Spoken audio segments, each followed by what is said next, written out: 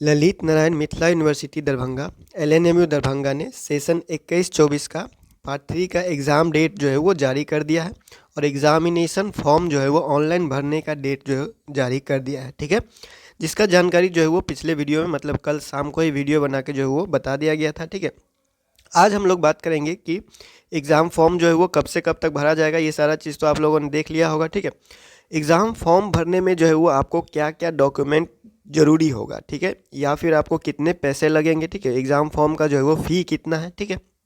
उसके बाद exam form भरने के बाद जो है वो कॉलेज में जमा करेंगे तो क्या क्या लग सकता है, ठीक है।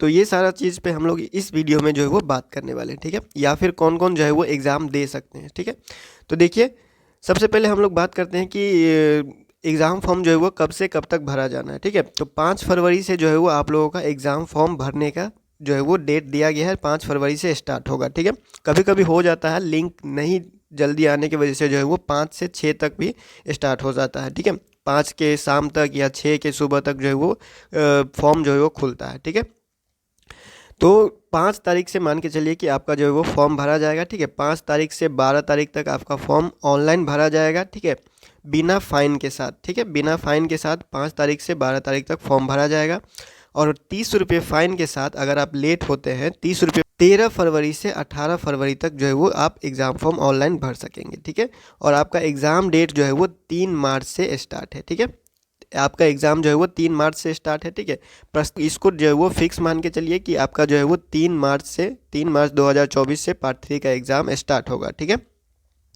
अब हम लोग बात करते हैं कि आपको जो है वो फ़ी कितना लगेगा। ठीक है, ऑनलाइन फॉर्म जो है वो फ़ी कितना मांगेगा आपको, हो सकता है कैटेगरी के हिसाब से अलग अलग हो, लेकिन हम लोग पिछले साल के हिसाब से, ठीक है, एक बात तो तय है, आप लोगों का जो पार्ट 3 का एग्ज़ाम होता है, ठीक है, पार्ट 3 का जब आप एग्ज़ाम फॉर्म भरते हैं तो पार्ट 3 का एग्ज़ाम फॉर्म का फ़ी जो है वो पार्ट 1 पार्ट 2 से ज़्यादा होता है। ठीक है, क्योंकि आप लोगों का जो है वो सर्टिफिकेट मार्कशीट वगैरह का दाम जो है वो सब सारा फ़ी जो है वो इसमें जोड़ लिया जाता है। ठीक है, एक ही बार जो है वो जोड़ लिया जाता है सब चीज़ का, जो आप लोगों को ओरिजिनल प्रिंट करके भेजा जाता है उस सब का जो है फ़ी जोड़ा जाता है। ठीक है, पार्ट 3 के एग्ज़ाम फ़ी का बात करें, ठीक है, पार्ट 3 का एग्ज़ाम फ़ी मतलब एग्ज़ाम फॉर्म भरने में जो आपको पैसा लग जाएगा वो लगभग आपको जनरल कैटेगरी और BC2 के लिए, ठीक है, जनरल कैटेगरी और BC2 के लिए 1130 रुपया जो है वो लगभग देखा गया है पिछले साल में। ठीक है, तो आप लोग मान के चलिए कि आपको जो है वो फ़ी इतना देना पड़ेगा। ठीक है, और प्लस अगर आप दुकान से भरवाते हैं तो 50 से 100 रुपया तो आपको पता ही कि वो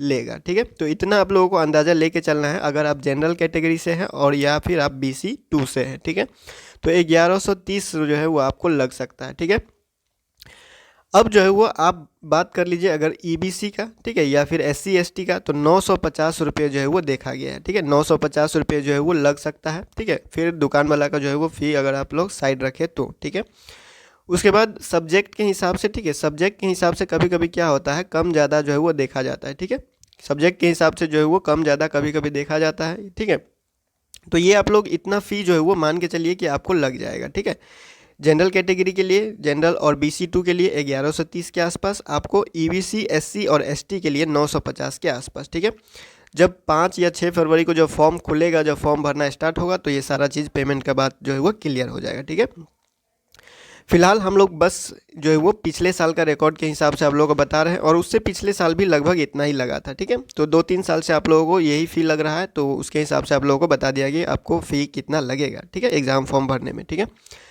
अब हम लोग बात करते हैं कि जो आपको एग्ज़ाम फॉर्म भरना है ऑनलाइन, ठीक है, एग्ज़ाम फॉर्म ऑनलाइन भरने के बाद आपको जो है वो एक कॉपी उसका जब आप प्रिंट निकालिएगा उसका, तो एक फ़ोटो कॉपी जो है वो कॉलेज में जमा करना है और एक कॉपी जो है वो आप अपने पास रखिएगा। ठीक है, तो डॉक्यूमेंट जो है वो आपको क्या क्या जो है वो कॉलेज वाले मांग सकते हैं। ठीक है, जब कॉलेज में आप पार्ट 3 का एग्ज़ाम फॉर्म जमा करने जाइएगा तो उसमें आपको हो सकता है कि पार्ट 1 पार्ट 2 का मार्कशीट मांगे, पार्ट 1 पार्ट 2 का एडमिट कार्ड मांगे, ठीक है, और पार्ट 1 पार्ट 2 का जो है एडमिशन स्लिप मांगे, ठीक है, एडमिशन रसीद मांगे, हो सकता है। ठीक है, तो ये हो गया आपको एग्ज़ाम फ़ी और एग्ज़ाम फॉर्म जब आप जमा करने जाइएगा उसके बारे में। ठीक है, पार्ट 3 का एडमिट कार्ड के बारे में बात करें तो एडमिट कार्ड जो है वो आप लोगों को पता है कि अब आप पार्ट 3 में है। ठीक है, पार्ट 1 पार्ट 2 का एग्ज़ाम दे चुके हैं, तो इतना जो है आप लोगों को पता हो जाना चाहिए कि पार्ट 3 का एडमिट कार्ड जो है वो एग्ज़ाम का एडमिट कार्ड जो है वो 1 सप्ताह पहले या 3 से 4 दिन पहले जो है वो यूनिवर्सिटी के द्वारा ऑनलाइन जारी किया जाता है। ठीक है, ऑनलाइन जारी किया जाता है, आपको डाउनलोड करना होता है, डाउनलोड करने के बाद